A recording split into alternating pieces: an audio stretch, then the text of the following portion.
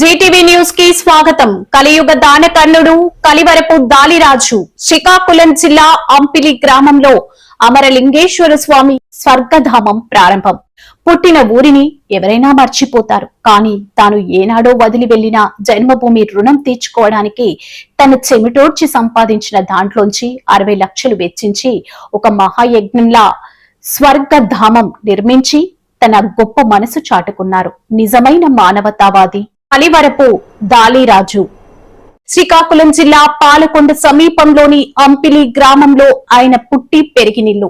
చిన్నతనంలోనే బతుకుదెరువు కోసం విశాఖపట్నంలోని అక్కయ్యపాలెం చేరుకున్న దాలిరాజు ఎన్నో కష్టాలు ఎదుర్కొన్నారు. అష్ట కష్టాలు పడి వ్యాపారంలో ఉన్నత స్థానానికి చేరుకున్నారు. కానీ ఆర్థికంగా ఎంత ఎదిగినా తాను పుట్టిన ఊరి మట్టి వాసనను, కష్టకాలంలో తనను ఆదరించిన జన్మభూమిని ఆయన ఎప్పటికీ మరవలేదు.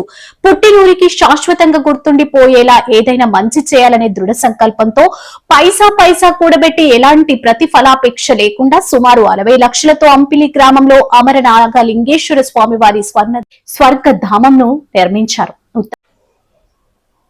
ఉత్తరాంధ్ర జిల్లాల కళింగ కోమటి సంఘాల అధ్యక్ష, కార్యవర్గ సభ్యులు, పెద్దలు, వివిధ రాజకీయ పార్టీల నాయకులు, గ్రామ ప్రజలు సమక్షంలో రాష్ట్ర కళింగ కోమటి కార్పొరేషన్ చైర్మన్ బోయినా గోవిందరాజుల చేతుల మీదుగా ఈ స్వర్ణధామం జాతికి అంకితం చేయబడింది. నేటి సమాజంలో డబ్బొస్తే ఆస్తులు, అంతస్తులు కొనుక్కునేవారే ఎక్కువ, కానీ దాలిరాజు మాత్రం తన ఊరి రుణం తీర్చుకోవడమే మిన్నగా భావించారు. ఆయన చేసిన ఈ త్యాగానికి, ఆయన విశాల హృదయానికి వెలకట్టలేమని పలువురు కొనియాడారు.